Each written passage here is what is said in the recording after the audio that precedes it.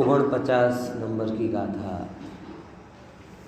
हम चर्चा में ले रहे हैं और उसके कल अरस संबंधी 6 बोल पर चर्चा की।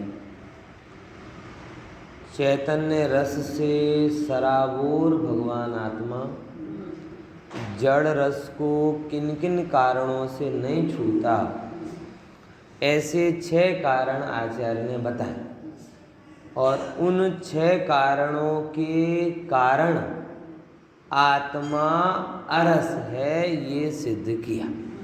ठीक है ना। कौन कौन से 6 कारण थे? हाँ, पहला द्रव्यनी भिन्नता, पची गुण से भिन्नता, रस नाम का गुण आत्मा में नहीं। हाँ, बहुत सरस। पची तीजा नंबर पर्याय के 2 पार्ट करें। द्रव्येंद्रिय, हाँ, कि द्रव्येंद्रिय जो जानने, रस को जानने में निमित्त होती है वो पौद्गलिक पदार्थ में नहीं है, इसलिए अरस।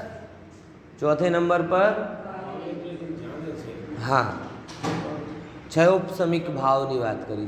क्या भाव की बात करी? क्षयोपशमिक भाव। उसकी अपेक्षा से ये क्या है? आत्मा अरस। ठीक है। अब 5वें नंबर का ये विशेष बात लिया था। हाँ, साधारण और असाधारण, कि ये रस का ज्ञान तो विशेष है, एक है, अलग टाइप का है, और आत्मा का ज्ञान कैसा है? साधारण, सबको जानने वाला। अभी सब समझ लेना, क्योंकि अभी रूप पर ऐसे ही घटित करवाऊँ, पढ़ूंगा नहीं समझ आए, क्योंकि सेम टू सेम लिखा है, सेम है, बस आपको केवल अप्लाइड करना है, रस की जगह रूप लगाते जाना है। बराबर ना? देखो हाँ तो 5वें नंबर पे क्या बोला था कि साधारण जानना आत्मा का स्वभाव है, असाधारण नहीं। सामान्य होकर जानने का आत्मा का स्वभाव है, एक एक को नहीं। इस एंगल से अरस, क्योंकि रस विशेष हो गया और आत्मा तो चित्त सामान्य से साधारण जानता है। फिर आगे क्या बात ली? 6ठे नंबर की, ये बहुत बढ़िया बात आई कि ज्ञेय ज्ञायक संबंध होवा छता पण ज्ञेय ज्ञायक तादात्म्यनो निषेध। बराबर, इसीलिए क्या है? अरस। ठीक है, बराबर।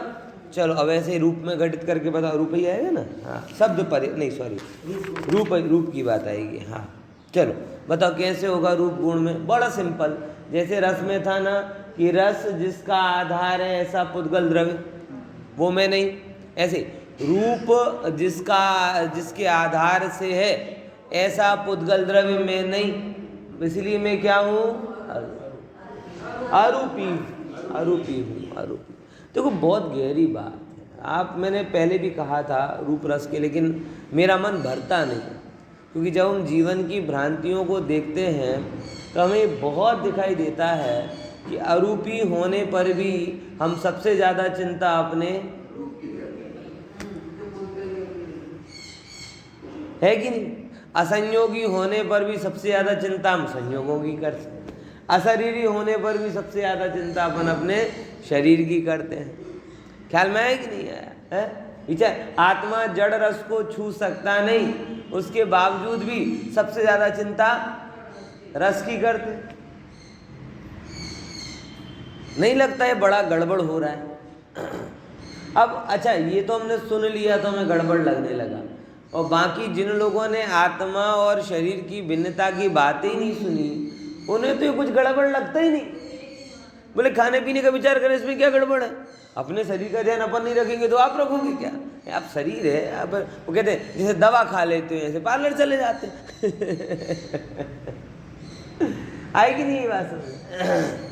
ऐसे कर करके जगत के बहुसंख्यक जीवों को शरीर भिन्न है, आत्मा भिन्न है, ये खबर ही नहीं है, और अपने आप को धर्मात्मा कहते हैं। कई बार तो प्रतिमाधारी भी हो जाते हैं, मतलब ऐसा सम्यक दर्शन से भी आगे कहने के लिए प्रतिमाधारी भी हो गए, सब कर लिया, लेकिन ये करते करते उन्हें देह और आत्मा की भिन्नता भाषित नहीं होती, देह और आत्मा की भिन्नता भाषित नहीं होती तो कुछ भी मान, पूरा जीवन ऐसे निकाल दे। मतलब गजब है, कमाना कमाना कमाना है मगर किस अकाउंट में डालना ये पता ही नहीं। बनाना बनाना बनाना है लेकिन किसको खिलाना है ये पता ही नहीं। इसीलिए इन बोलों को थोड़ा महसूस करो। ये बोल कोई ऐसे नहीं है कि जो एक फैक्ट आपके सामने रख रहे हो, न्यूज़पेपर की हेडिंग हो, ऐसी कोई बात है नहीं है। ये तो जब जब भी आपको रूप का आकर्षण होवे तब तब दवा के रूप में इसका प्रयोग करना। मैं रूप के पीछे मोहित हो रहा हूँ लेकिन मैं तो अरूप, ये बात आनी चाहिए ध्यान। और आप देखोगे, मतलब मैं अपने अनुभव से बहुत गहराई से बात कह सकता हूँ कि आपके जीवन का जितना खिंचाव है, जितना तनाव है, जितने विकल्प हैं, जितनी व्याधियाँ हैं, वो सारी व्याधियाँ रूप रस मानने के कारण ही है। अरूपी और अरस मानोगे तो कोई व्याधि नहीं है। समझ में आया? जितना भी जो हम हैं नहीं वो मानते हैं। हम संयोग नहीं, संयोग वाला स्त्री पुत्र परिवार वाला मानते हैं। हम शरीर है नहीं, शरीर वाला मानते हैं। रूप रसगंध मेरे अंदर में आते नहीं, हम रूप रसगंध वारण वाले को मानते हैं। और बस उसी को मानकर वैसा ही विचारते विचारते विचारते विचारते इतना गहरे उतर जाते हैं कि मैं अरस अरूपी अगंध असंयोगी अव्यक्त अशब्द हूँ, ये ख्याल में ही नहीं है। होता कि नहीं होता? और मतलब जीवन बड़े अलग तरीके से जिया जाता है। मतलब जो नहीं करना चाहिए वो सब कुछ किया जाता है उसमें, और जो करना चाहिए उसका याद भी नहीं आया। ये तो भला हो आप लोग समय सार सुनने लगे तो एक पक्ष सामने उत्पन्न हुआ। मैं ये नहीं कहता कि ये सुनकर आपका सारा संसार चक्र रुक जाएगा, रुक जाना चाहिए, लेकिन अभी इतनी सामर्थ्य अपनी विकसित नहीं हुई है, सीधी सी बात। मुनिराजों ने इसको पूरा श्रद्धान कर लिया, उनका संसार बिल्कुल किनारे पर आ गया। ऐसे हाथ करें लंबा और संसार पकड़, मुख्य अवस्था को पकड़। अपन ने ऐसी दशा नहीं आई है, लेकिन एक सबसे बड़ा क्या हुआ काम, एक कम से कम उन विकारों को समन करने वाला सपक्ष, सत्य सपक्ष सामने तो आया। अगर ये सुना ही नहीं होता तो ना कर्म कर पाते ना धर्म कर पाते। समझ में? कर्म मतलब समझ रहे ना, दुनिया की चीजें हैं, ये आप सुन लोगे अरस रूपी हो, एक संसार में भी प्रवृत्ति करोगे तो मर्यादित प्रवृत्ति अपने आप हो जाएगी। इसमें कोई बड़ी बात नहीं है, करना नहीं पड़ेगा।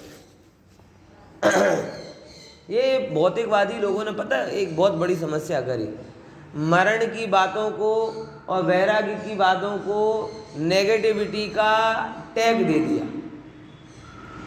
पता है जो भौतिकवादी लोग हैं उन लोगों ने कौन सी बात करी, बड़ी चाल खेली, हमारी साजिश रची। भारतीय संस्कृति आध्यात्मिक शुरुआत से ही मरण का विचार, देह और आत्मा की भिन्नता का विचार, शुरुआत से ये विचार कराया जाता है भारतीय संस्कृति में। लेकिन क्योंकि हमारे आध्यात्मिक मूल्य ऐसे हैं और बहुत सही हैं, सत्य हैं, वो उसमें कोई गलत नहीं।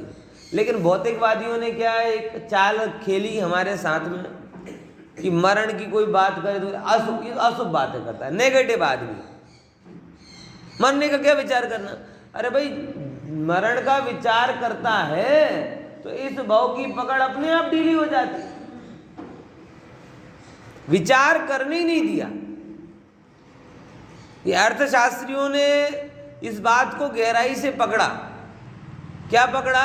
कि अगर ये मरने वरने का विचार करने लगेगा तो थोड़ी पूरी जिंदगी भर धंधा पानी और नौकरी में लगा रहेगा, तो हमारे अर्थ इकोनॉमिक्स का पहिया कैसे घूमेगा?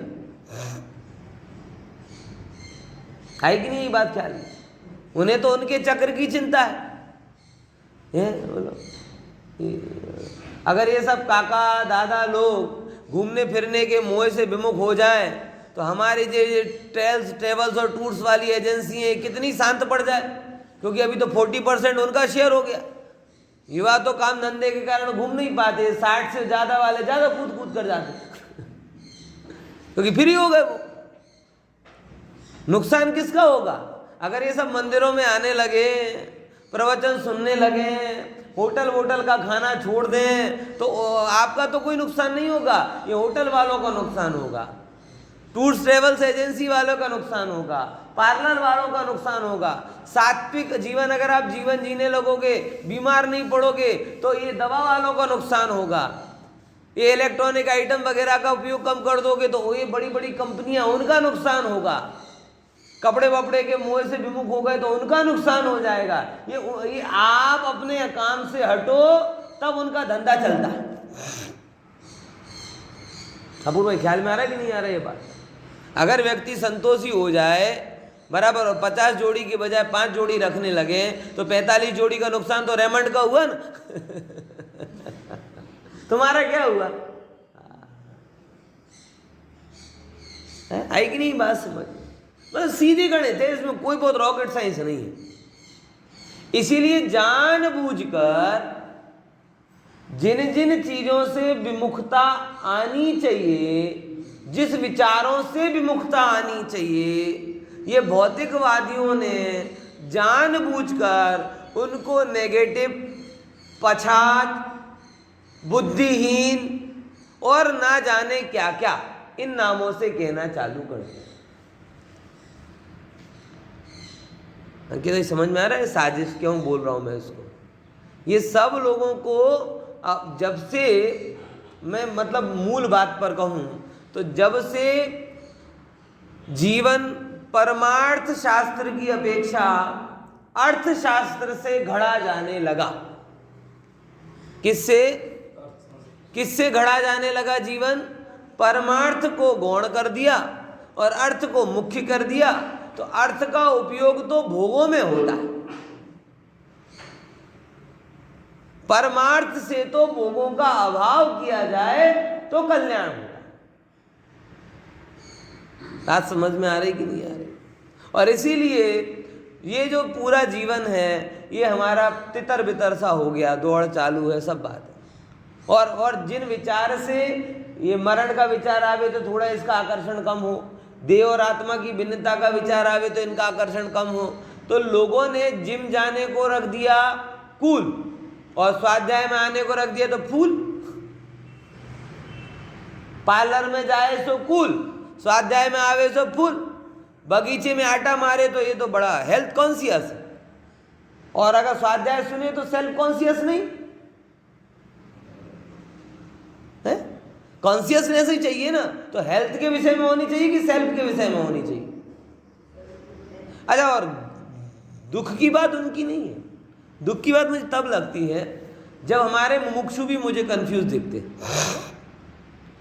मतलब बात असर किसकी करनी चाहिए, मैं इतना सिर्फ आपसे प्रश्न करता हूं, अनेकों बार करता हूं, आज फिर से कर रहा हूं। आपको किसकी बात इफेक्ट करनी चाहिए? सर्वज्ञ की बात कि वो सड़ी गली रोड पर बिकने वाली बात है? असर किसका होना चाहिए? श्रद्धान किसका होना चाहिए? उपाय किसके अधीन होकर होने चाहिए? है?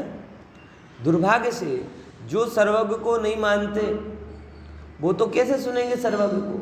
लेकिन जो सर्वज्ञ को मान रहे, रोज 8 द्रव्य से पूजा करके जा रहे, वो लोग भी सर्वज्ञ कथित वस्तु व्यवस्था को स्वीकारने में हिचकिचाते हैं, अथवा थोड़ा बहुत हम जैसे समयसार की बात करके थोड़ी दृढ़ता लाएं तो बाहर जाते ही कोई भी न्यूज़पेपर की हेडिंग, अखबार की कटिंग में आया हुआ विज्ञापन, अड़ोसी पड़ोसी की बातें, ये कोई भी बात उनके कान में पड़ती है और ये बात गौण हो जाती है और वो बात मुख्य हो जाती है।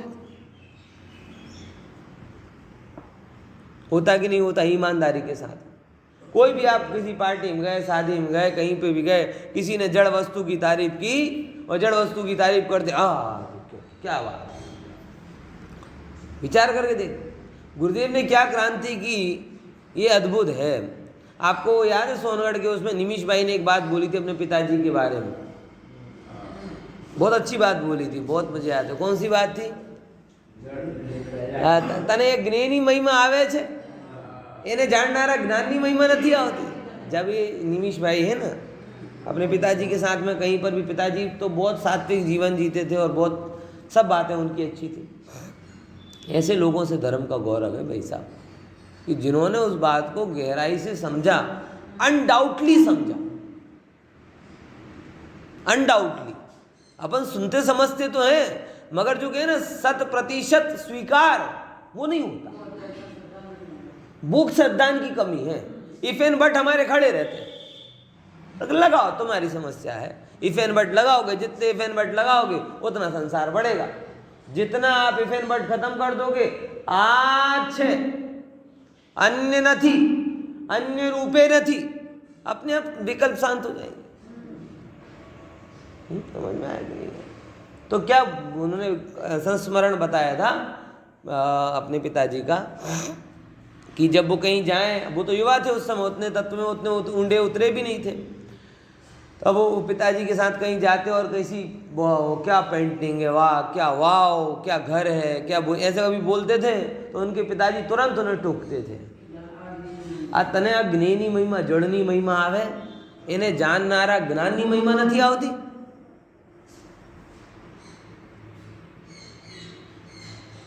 ये जानने वाला कौन? ज्ञान। तुझे ज्ञान की महिमा आनी चाहिए, क्योंकि वो मेरी पार्टी का है, ज्ञेय थोड़ी मेरी पार्टी का है।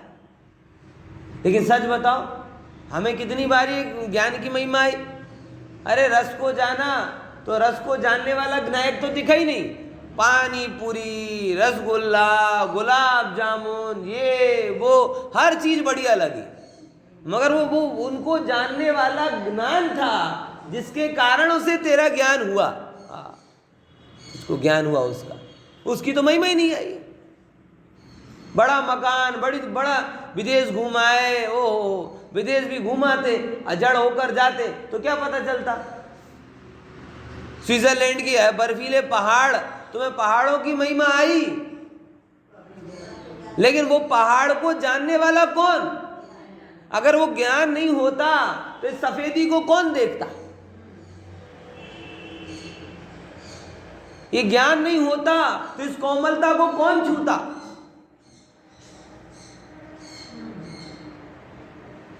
सर्व सुखों का आधार ये ज्ञान है प्रभु। ओहो विनायक प्रभु, ये नहीं होता तो जगत में क्या होता? मेरे लिए तो कुछ नहीं होता, लेकिन हर बार यही होता है। ज्ञेयों में दृष्टि ऐसी धूमिल हो जाती है कि ज्ञान तिरोहित हो जाता। और जिसको ज्ञान की महिमा आ गई, ज्ञान स्वभाव की महिमा आ गई, ये प्रतीति में आ गया कि रस में नहीं, रूप में नहीं, शब्द में नहीं, गंध में नहीं, वर्ण में नहीं, इनको जानने वाला मैं हूं, और इनका तो मेरे अंदर अभाव है। देखो अभाव का जोड़ दिया यानी ऐसा भी हूं और ऐसा भी हूं, ऐसा नहीं। निश्चय से रस वाला हूं, रस रहित हूं, व्यवहार से रस वाला हूं, बोले नहीं, निश्चय से भी अरस हूं और व्यवहार से भी अरस हूं। रस का मेरे अंदर में प्रवेश ही नहीं, रूप का मेरे अंदर में प्रवेश ही नहीं। मतलब दो चीजें साथ में नहीं है, जैसे अपन पाठशाला में सिखा देते हैं क्या, एक तो आत्मा शुद्धात्मा, मेरा नाम क्या है? शुद्धात्मा। उनके दो नाम हो गए हमारे, कौन कौन से? मंदिर। अब बच्चे कंफ्यूज हो जाते हैं थोड़े, तो कभी स्कूल में बोल देते हैं कि ये नाम है अपना नाम, और मंदिर में आके बोल देते हैं कि वो नाम है। तो स्कूल में शुद्धात्मा बोले तो कंफ्यूज हो जाए टीचर, और यहाँ आके चिंटू पंटू बबलू गोलू बोले तो ये कंफ्यूज हो जाए। तो अपन बच्चों को क्या सिखा देते हैं? देखो बेटा, अभी इतना समझ लो कि मंदिर वाला नाम शुद्धात्मा और स्कूल वाला नाम चिंटू पंटू बबलू, बराबर ख्याल में है कि नहीं है? अरे भाई ये तो बच्चों को कंफ्यूज ना हो इसके लिए। लेकिन ज्ञानी की प्रतीति में तो शुद्धात्मा ही हूं। ऐसा गहराई से पड़ा हुआ होता है। इसीलिए आप सब लोगों को ये बातें बहुत ही गर्व के साथ सुननी चाहिए और पूरी श्रद्धा, पूरा पुरुषार्थ इसको स्वीकारने में लगाना चाहिए, क्योंकि ये बातें अनादिकालीन मोह के विरुद्ध भगवान आत्मा की विजय का शंखनाद का कारण है। ये बातों की गूंज से मोह का साम्राज्य हिलना चालू होता है। जैसे युद्ध होता है ना, युद्ध, तो युद्ध होने के पहले भेरी नाद होता है। क्या होता है? भेरी नाद होता है। वो गुजरात की एक कहावत है ना, ये भेरी तो समझ गए ना, क्या बोलते हैं उसके लिए, युद्ध के पहले नहीं, वो युद्ध के पर्टिकुलर पहले होती है वो, चलो समझो अभी आप, मैं जो गुजराती शब्द आप लोगों से चाह रहा हूँ आपको दे नहीं पा रहा हूँ मुझे हाँ, वो भेरी नाद जब होता है तो एक बार ऐसा ही हुआ कि वो घर पे था कोई काम, और काम करते करते भेरी नाद हुआ तो इतना ज़्यादा वो हुआ कि वो उसने वो तलवार थी ना, लोहे का कुछ था ना सरिया, उसको मोड़ दिया। और दुर्भाग्य से क्या हो गया कि उसके किसी पुत्र के या घर के किसी व्यक्ति के हाथ उसमें फंस गए, मोड़ के चला गया। अब वो युद्ध लड़के आया, सब काम पूरा हो गया। अब उसका जो बेटा उस लोहे के उसमें फंस गया था, वो कह रहे पापा खोलो तो, बोले नहीं बेटा, अब नगाड़ा बजेगा तभी खुलेगा मतलब समझ में आया ना कि जब ये भेरी का नाद सुना तो उसके अंदर में ऐसा उत्साह का संचार हुआ कि वो जो धागा नहीं तोड़ पाता था उसने वो लोहे के सरिये को मोड़ दिया। अब हाथ उसका बेटे के अंदर, उसके अंदर फंस गया। बोले पापा युद्ध पूरा हो गया, मुझे भी मुक्त कर दो। बोले बेटा आपको फीलिंग नहीं आ रही समझे? क्योंकि ये सामर्थ्य प्रकट किससे हुआ था कि जब ये नगाड़े की आवाज सुनी तो अब मुझे युद्ध में जाना है, तो मेरा शौर्य जाग गया। भाई ये जो अरस रूप की बातें हैं ना, ये वो ही अध्यात्म का नगाड़ा कि जो जीव मोक्ष के मार्ग पर परम विजय के लिए निकलता है, इन बातों को सुनकर उसका भगवान आत्मा का पुरुषार्थ जागता है, और जागता है कि ओहो, जब मैं रूप नहीं, जब मैं रस नहीं, तो रूप और रस के चक्कर में मैं पड़ूंगा ही। रूप रस गंध वर्ण जैसे ही इनके चक्कर से छूटा तो जड़ के चक्कर से छूटा, जड़ के चक्कर से छूटा तो अपने में आया, और जो अपने में आया उसका कौन संसार क्या बिगाड़ सकता? एक बार अपने में आ तो सही, सारे कर्म, सारे संयोग, सारी दुविधा, सारे संकट, सारी समस्या सब सुलझ जाएंगे। आज भी अगर आप विचार करना गहराई से, मैं जो बोल रहा हूँ कि आप भी अगर अपने आप को थोड़ा भी अरस रूपी इस रूप में प्रतीति करते हो तो आपको लगता है कि जितना धन मेरे पास है उतना पर्याप्त है, जो संयोग मेरे पास हैं वो पर्याप्त हैं, जिन संबंधियों के बीच में हूँ वो पर्याप्त है, किसी की भी कमी नहीं, क्योंकि मुझे तो इनके बिना भी सुखी होना है। और जैसे ही आप अपने आप को रूप रस गंध वाला समझ लेते हो, ये तो है मगर ये नहीं, ये तो है मगर ये नहीं, ये तो है मगर, होता है कि नहीं होता? अपने आप को जड़ मानने में अंतिम श्वास तक शांति नहीं मिलेगी, ये बात तय। क्या बोला? हाँ, आप विचार करके देखो, अगर आपने अपने आप को रूप वाला मान लिया तो जब आपका रूप क्षीण होगा कैसे शांत हो जाओगे आप, मुझे बताओ? और होने वाला ही है। कभी किसी अभिनेत्री को आप क्या कहते हैं, सुख से मरते हुए नहीं देखो, क्योंकि पूरा अस्तित्व किससे माना? अभिनेता अभिनेत्रियों ने, रूप से, बराबर। अब जब दिख रहा है वो क्षरण हो रहा है तो क्या करेंगे वो? अरे जैसे मेरे से कुछ जा रहा है, जैसे मेरे से कुछ जा रहा है, जैसे मेरे से कुछ जा रहा है, दुखी होंगे। है? बोलो, विचार करके देखो। इसीलिए जिसने जड़ में अपने आप को अगर मार्केट की भाषा में करे ना, जिसने अपना इन्वेस्ट जड़ में किया उसको रिटर्न में दुख मिलेगा। क्या बोला अंकित भाई, ख्याल में आ रहा? जिसने अपना इन्वेस्ट किस में किया? जड़ में किया, उसको रिटर्न में क्या मिलेगा? कंपलसरी दुख ही मिलेगा। और जिसने अपना इन्वेस्ट चेतन में किया उसे कंपलसरी सुख मिलेगा। सीधी सीधी गणित है। शेयर बाजार में इन्वेस्ट करते हो ना, 10 लोगों की सलाह लेते हो ना, एक बार जीवन के बारे में भी सर्वज्ञ की सलाह ले लो। ये सब शेयर बाजार का लाभ हानि ये तो धूल है, बाहर है। ये सर्वज्ञ ने जीवन का वास्तविक स्वरूप बताया, आत्मा का वास्तविक स्वरूप बताया। इसमें थोड़े इंटरेस्टेड हो जाओ। सच बता रहा हूं, आपका इस भाव का जो पकड़ है वो ढीली हो जाएगी, जीवन सरल सहज हो जाएगा। ये भाव शांति से निकलेगा, अगला भाव तो अपने आप शांति से निकलेगा। जड़ से भिन्न चैतन्य प्रभु को देखो तो जरा। समझ में आया कि नहीं आया?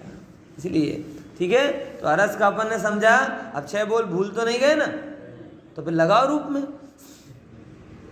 हाँ बताओ, पहले नंबर का कौन सा? कि पुद्गल द्रव्य है जिसका स्वामी ऐसे रूप गुण वाला पुद्गल द्रव्य में नहीं, इसीलिए मैं कैसा हूं? अरूपी। द्रव्य के एंगल से क्या हो गया? देखो देखो उसमें देखो कहाँ गया दूसरे। हाँ, कि खरेखर पुद्गल द्रव्य थी अन्य होवाती तेमा रूप गुण विद्यमान નથી માટે અરૂપ છું। પુદ્ગલ દ્રવ્ય હું નથી, કેમ કે રૂપ તો પુદ્ગલ દ્રવ્યનો ગુણ છે। તો દ્રવ્ય રૂપથી હું કેવો છું? અરૂપ। મળી ગયો ને 99 પેજ। પછી ગુણમાં કેવી રીતે બોલો? ચલો पहले 1 सेकंड पढ़ो फिर बोलकर बोलना। कौन बोलेगा? हाँ, गुण की अपेक्षा से रूप પોતે ગુણ છે પુદ્ગલ, અને એ હું નથી માટે અરૂપી છું। पहला में द्रव्य नहीं, पहले में क्या बोला? द्रव्य नहीं हूं मैं, क्योंकि वो रूप गुण का धनी पुद्गल द्रव्य, और मैं नहीं हूं, मैं जीव द्रव्य हूं, इसीलिए अरूपी हूं। फिर दूसरे में स्वयं रूप नहीं है मेरे अंदर में, इसीलिए क्या हूं? अरूपी हूं। अब देखो तीसरे नंबर पे, हाँ, जो परमार्थे स्वामी वाली बात आई थी ना, तो जैसे रस को जानने वाली कौन सी इंद्रिय थी? जिह्वा इंद्रिय। ऐसे ही रूप को जानने वाली कौन सी इंद्रिय है? चक्षु इंद्रिय। रूप को कौन? चक्षु। चक्षु। तो चक्षु का जो ज्ञान हो रहा है चक्षु के द्वारा, तो चक्षु क्या है? और वो मैं नहीं। हाँ, समझ में आया? हाँ। अब ये लोगों को नहीं समझ में आता कि चक्षु के बिना भी दिख सकता है। आपको वो अभी तो काफ़ी ज़्यादा पॉपुलर हो गई है, वो मिड ब्रेन टेक्निक आई थी। मिड ब्रेन, ब्रेन ब्रिज, अलग अलग नाम थे उसके। उसमें क्या करते थे? बच्ची को ब्लाइंड फॉल कर दें, बराबर, बिल्कुल ब्लाइंड फॉल कर दें, और उसके बाद उसे पढ़वाएं तो पढ़ लेती।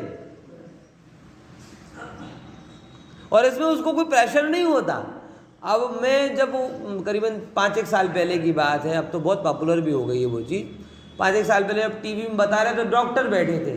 डॉक्टर कह रहे हमें समझ में नहीं आ रहा, क्योंकि उनकी द्रव्येंद्रिय की जितनी समझ थी उस समझ के हिसाब से तो ज्ञान बन नहीं रहा, लेकिन ज्ञान बराबर हो रहा है। और ऐसा नहीं कोई बच्ची बहुत असाधारण योगी सिद्धि हो, सहज थी, छोटी सी बच्ची खेलते खेलते काम कर रही। नहीं, ऐसी आपका ऐसी पट्टी, ऐसी टेक्निक होती है कि आंखों पे पट्टी बांधो और वो आंखों पे पट्टी बांध के पूरा पढ़ दे।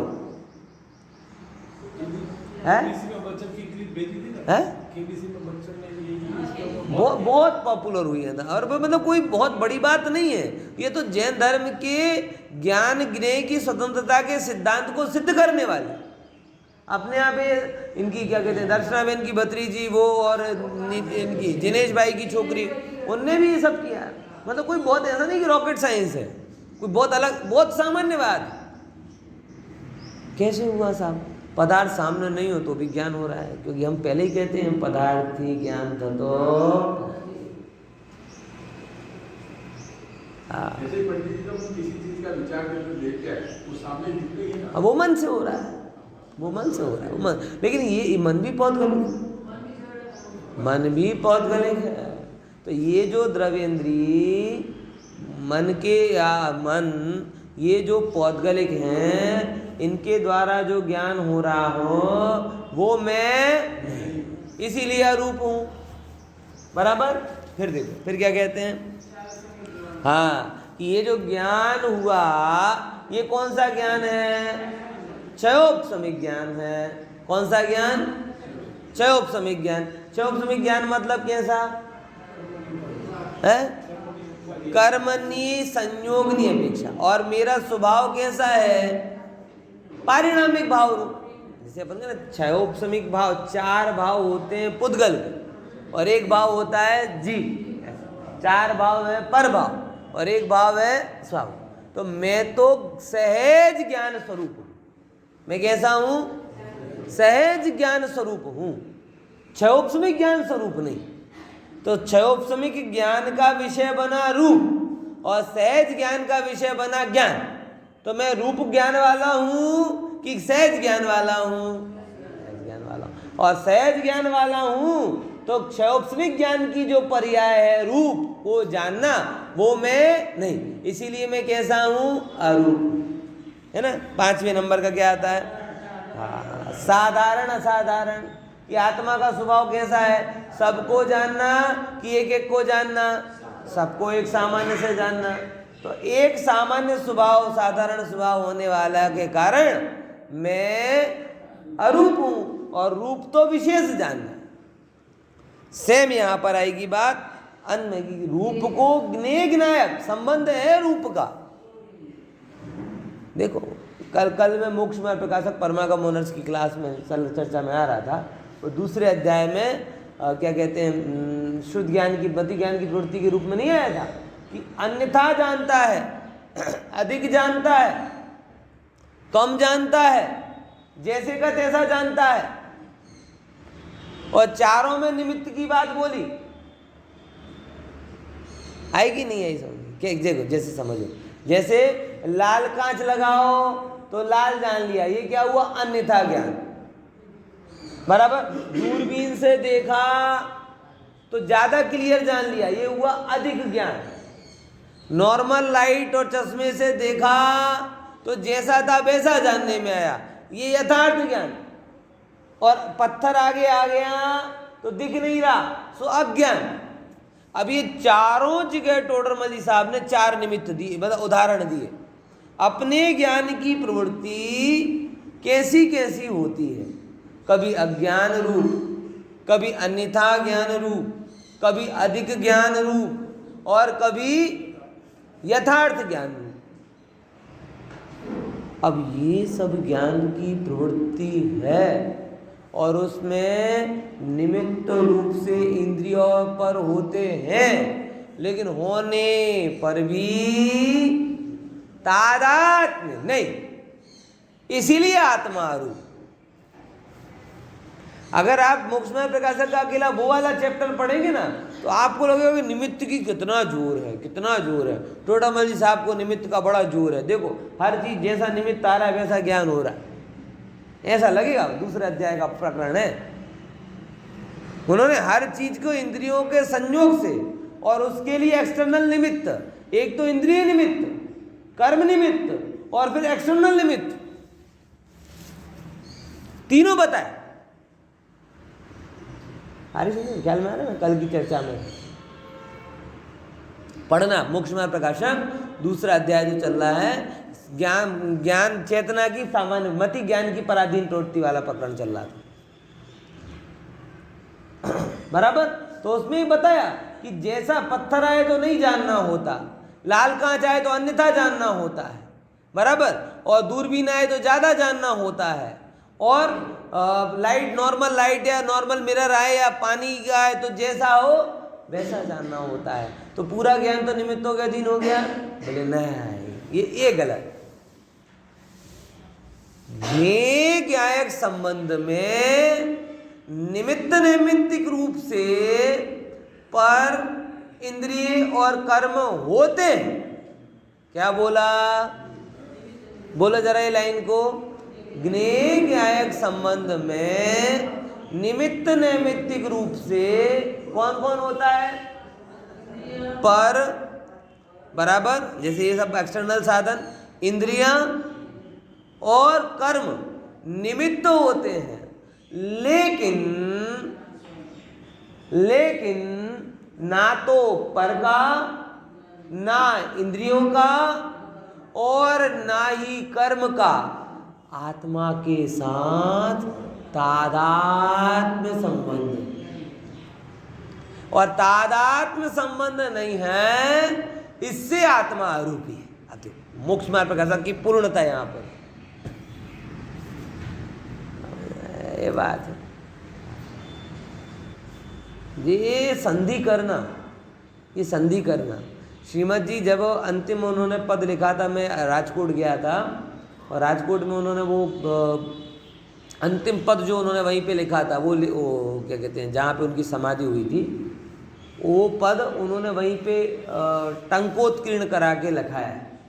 और उसमें एक बात उन्होंने बहुत हाईलाइट की कि जैन वचन है ना बड़े दुर्बोध है, बिना क्या कहते हैं मार्गदर्शन के, बिना उसके पार उसमें उतरा नहीं जाए, दुर्बोध है।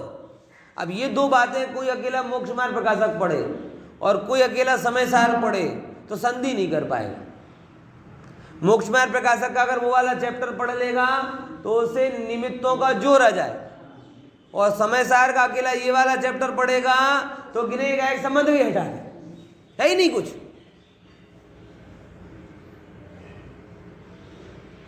आ रही कि नहीं आ रही बात? तो दो मत हो जाएंगे। एक ये कहता है कि ज्ञेय है इसीलिए ज्ञान होता है, और दूसरा ये कहेगा कि ज्ञान के लिए किसी की जरूरत नहीं, निमित्त की भी जरूरत नहीं। तो दोनों वाला दो, एक निश्चयाभासी बन जाएगा, एक व्यवहाराभासी बन जाएगा। इसलिए जैन दर्शन में पग पग पर ये बैलेंस किया जाएगा, है कि नहीं अंकित? तो वहां निमित्तों का जोर बताया, वो किसकी सिद्धि के लिए? ज्ञेय ज्ञायक संबंध में निमित्त नैमित्तिक व्यवस्था क्या होती है। क्या बोला? क्या बोला? समझ में आ रहा है कि नहीं आ रहा? फिर से वो वहां पे जो मोक्ष मार्ग प्रकाशक में चर्चा आई, उसमें जो इतनी सब बातें कही, वो किसके लिए कही? ज्ञेय ज्ञायक संबंध में निमित्त नैमित्तिक व्यवस्था क्या होती है। और यहां जो बताया जा रहा है कि भगवान आत्मा अरूपी है, यहां यह बताया जा रहा है कि निमित्त नैमित्तिक व्यवस्था होते हुए तादात्म्य संबंध नहीं है। यानी आत्मा ना तो पर के साथ, ना कर्म के साथ और ना ही इंद्रियों के साथ तादात्म्य होता है। क्योंकि अगर इनके साथ तादात्म्य हो जाए तो इंद्रियां जलेंगी तो आत्मा, पदार्थ क्षीण होगा तो आत्मा, संयोग जाएंगे, कर्म तो वैसे ही खिर जाते हैं, तो जैसे कर्म खिरेंगे वैसे जीव खिर जाएगा। है कि नहीं बात? जैन धर्म को समझना ऐसा नहीं समझना। श्रीमद जी मरते मरते कह के गए थे कि दुर्बोध है भैया। ऐसा होगा तो मैं शेयर कर दूंगा वो पद, अगर मेरे पास फोटो रूप में पड़ा होगा। जिन वचन अति दुर्बोध है उनको अगर उचित मार्गदर्शन, उचित शैली से नहीं पढ़ो तो यहाँ तलवार की धार पर चलने के जैसा होता है। यहाँ गए तो यहाँ गिर जाओगे, यहाँ गए तो यहाँ गिर जाओगे। निमित्त नैमित्तिक व्यवस्था को नहीं माने तो निश्चयभासी, और निमित्त नैमित्तिक व्यवस्था को कर्ता कर्मपना मान लिया तो निश्चय, वो क्या कहते हैं, व्यवहाराभासी। बोले इतना कौन कंफ्यूज हो। ये समस्याएं तब खड़ी होती जब पढ़ते हैं, इसीलिए पढ़ने ही नहीं। More study more confusion, no study. करना क्या धर्म, जो अधिकतर लोगों की सोच है, धर्म में ज्यादा क्या विचारना, जो जैसा बोले, जहां जैसा बोले, जहां जैसा चलता हो वहां वैसा कर लेना। उनने कहा कि ये पूजा कर लो तो पूजा कर ली, उनने कहा ये भी धर्म है तो ये सुन लो तो ये सुन लिया, अपनी तो कोई चॉइस ही नहीं। पारस चैनल चला लिया, जो सुन आया तो सुन लिया, मंदिर में आके जिनवाणी का जो पेज खोला, जो देखा सो पढ़ लिया। वडीलों ने जैसा बोला सो कर लिया, ज्यादा उलझना थोड़ी, क्योंकि जे વધારે જાણે છે એ વધારે તાણે છે। भाई इसके चक्कर में अगर पर सर्वज्ञ के मर्म को नहीं समझे तो कहाँ जा, बराबर समझ में आया कि नहीं? इसीलिए ये सब जो भी प्रश्न मैं आपके सामने रखता हूँ, तुलना करता हूँ, आप ये मत समझना कि मेरे से उनका समाधान हो जाएगा। मैं तो एक आध बताता हूँ, जिनवाणी में तो पग पग पर है, और इसके लिए आपको जिनवाणी की आत्मा को समझना पड़ेगा। बराबर ख्याल में है? और जब आप जिनवाणी की आत्मा कब समझोगे, पहले शब्दों को समझोगे, अर्थ को समझोगे, तब जाके उसकी आत्मा तक पहुंच पाओगे ना। इसलिए कुंद आचार्य देव ने भी जब ये इसने बोला कि एक तो तू सर्वज्ञ अनंत को जान लेता है तो तेरे दर्शन मोह का अभाव हो जाता है, बोले ये नहीं हो पा रहा तो क्या करूं? 80वीं गाथा में ये बोला और 85वीं गाथा में प्रवचन सारकी में ये बोल दिया कि द्रग मोह क्षय हो, इसीलिए स्वाध्याय करो। हमारे पास हर चीज का समाधान नहीं है, लेकिन जिनवाणी में हर चीज का समाधान। आप क्या करो? स्वाध्याय। स्वाध्याय करोगे सारी दुविधा स्पष्ट हो जाएंगी, मार्ग यथावत दिखने लगेगा, कोई दुविधा नहीं रहेगी। हो तैयार? कर ही रहे पंडित जी। और थोड़ा स्वयं पाठन करना। क्या है, जब आप सुनते हो ना तो 100% इन्वॉल्व नहीं होते। वक्ता तो इन्वॉल्व हो जाता है, लेकिन श्रोताओं में वो इन्वॉल्वमेंट कम दिखता है। इफेक्ट है। अब जितना मैं, अगर ये समझ 40-50 मिनट मैंने बोला हूँ, मेरा जितना इन्वॉल्वमेंट है क्या उतना ही आपका है? कितनी बार आपके विकेट गिर जाते हैं? अब वो तो ठीक है, चल रहा है तो चल रहा है, लेकिन जब आप स्वयं स्वाध्याय करते हो तब से हो। और एक और बात कह दूँ, जब से ऑनलाइन स्वाध्याय हुआ ना, तब से स्वाध्याय कम हो रहा और स्वाध्याय करने का संतोष ज़्यादा हो रहा है। क्या बोला? इन्वर्टेड कॉमा में समझ लो ये बात। क्या हो रहा है? स्वाध्याय कम हो रहा है और स्वाध्याय करने का, क्योंकि हमें संतोष ही चाहिए है ना। हमें अंदर में कुछ नहीं करते हैं तो आकुलता होती, और जैसे ही चल रहा है ना, वो भले ही अपन टीवी देख रहे हैं लेकिन साइड में वो भी चल रहा है ना, क्या कहते हैं, प्रवचन चल रहा है ना, भले दुकान चले साइड में वो भी चल रहा है ना थोड़ा, तो स्वाध्याय कम होता है। स्वाध्याय का काई करियानो संतोष, क्योंकि कुछ नहीं करते तो अंदर में वो लग, जैसे वो कहते ना, जैसे कोरोना बढ़ता है ना तो गवर्नमेंट उल्टे पुल्टे उपाय करने लगती है। उल्टे पुल्टे उपाय मतलब हस्बैंड वाइफ घर में मास्क बगैर रहते हो, लेकिन कार में निकलेंगे तो, अब ये उल्टा पुल्टा नहीं लगता है। सिंपल विचार करने लायक बात है कि हस्बैंड वाइफ घर में रह रहे हैं, मास्क भी नहीं रह रहे हैं, कौन घर में मास्क पहन के रहेगा? लेकिन गवर्नमेंट क्या कहती है साहब, घर में भले ही आप कैसे रहो, ऐसे उल्टे पुल्टे उपाय करता है। तो ये किसके लिए उपाय? नाइट कर्फ्यू सबसे बड़ी मूर्खता की निशानी। लेकिन ऐसे उपायों के माध्यम से गवर्नमेंट को संतोष होता है, दुनिया को संतोष होता है, कोरोना को कुछ नहीं होता। वो तो वो जैसा चल रहा है वैसा चलता है, समझ गया? ऐसे ये है, अभी अपने को पेंडेमिक एरिया है, कुछ नहीं करते ना तो घबराते हैं। तो इससे बचने के लिए हमने क्या उपाय कर लिया? कुछ करो, और कुछ करने के नाम पर काम भी साथ में करो, वो चालू भी कर दो। तो इससे स्वाध्याय खरे अर्थ में कम हो रहा है। लेकिन स्वाध्याय का कि भाई बहुत कर रहे हैं, बहुत कर रहे हैं, लेकिन उससे जैसे इन उपायों से कोरोना में कोई फेर नहीं पड़ा ना, वैसे ही आपके ऊपरी उपाय से अंदर के मोह में भी कोई फेर नहीं पड़ेगा। 100% इन्वॉल्व होना पड़ेगा साहब, और उसके लिए वांचन बेस्ट उपाय।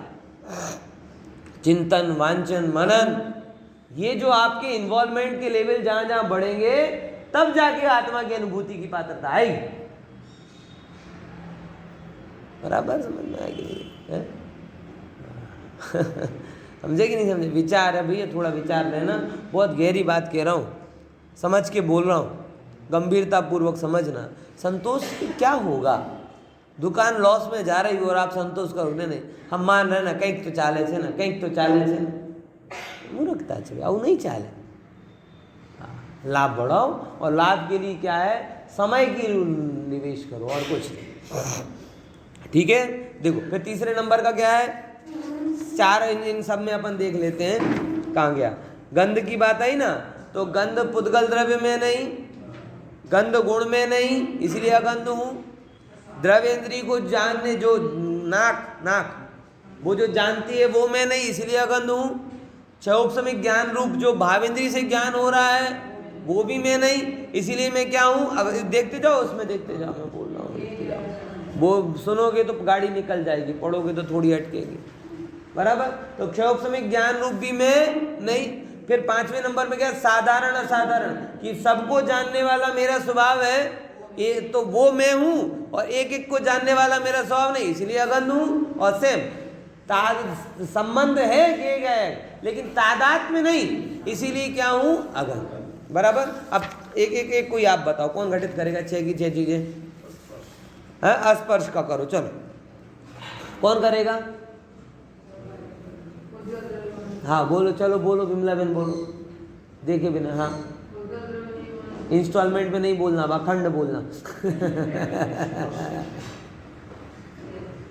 बोलो। हाँ हाँ, इसीलिए मैं कैसा हूँ, अस्पर्श। चलो आगे बोलो। स्पर्श, हाँ स्पर्श गुण, पर्याय नहीं है, गुण। हाँ हाँ हाँ, स्पर्श गुण स्वयं पुद्गल है और मैं उससे रहे अस्पर्श। बहुत बढ़िया। तीसरे नंबर का, तीसरा द्रव्येंद्री, जो आप हमेशा भूलती वही। हाँ, द्रव्य गुण के बाद तीसरा पर्याय नहीं, द्रव्येंद्री। हाँ हाँ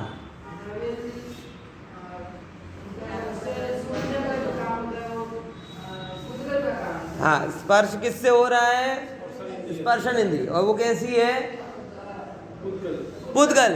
तो वो जो पकड़ने वाली पुद्गल है वो मैं नहीं, इसीलिए स्पर्श। फिर चौथा क्षयोपशमिक ज्ञान हो, बहुत बढ़िया। कोमल कठोर आदि का जो ज्ञान हो रहा, क्षयोपशमिक ज्ञान रूप, वो मैं नहीं। मतलब क्यों? क्योंकि मैं तो सहज ज्ञान रूप, क्षयोपशमिक ज्ञान रूप में, बराबर। हाँ, पांचवें नंबर का साधारण असाधारण, कि एक एक को जानने वाला मेरा स्वभाव नहीं, सबको जानने वाला मेरा स्वभाव, इसीलिए मैं एक जानना वो स्पर्श और सबको जानना वो अस्पर्श। और फिर छठे नंबर का सर्व स्पर्श के पदार्थों से गिने ज्ञायक संबंध का अभाव। ऐसे ही शब्द में आएगा, शब्द पौद्गलिक द्रव्य वो मैं नहीं, बराबर, क्योंकि मैं तो देखो अशब्द हूँ। देखो यहाँ पे ऐसे थोड़ा समझते हैं। दूसरे नंबर, पुद्गल द्रव्यों, शब्द भी किसका गुण है, भाषा वर्गणा का स्पेशल है ना, तो वो पर्याय रूप में नहीं, इसीलिए अशब्द हूँ। और पुद्गल द्रव्य का स्वामी पणु, जे कान के द्वारा जो अपन ग्रहण करते हैं वो द्रव्येंद्री पुद्गल है, इसीलिए मैं अशब्द हूँ। क्षयोपशमिक भाव रूप में नहीं हूँ, पारिणामिक भाव रूप में हूँ, इसीलिए मैं अशब्द हूँ। साधारण जानने रूप में हूँ, असाधारण जानने रूप में नहीं हूँ, इसीलिए मैं अशब्द हूँ। और सारे शब्दों को सुन करके भी किसी भी रूप तादात्म्य को पाता नहीं हूँ, इसीलिए मैं। तो ऐसे ये 5 इंद्रिय संबंधी जो इसके विषय हैं वो हुए। अब अनिर्दिष्ट संस्थान की चर्चा और अव्यक्त की चर्चा कल करेंगे।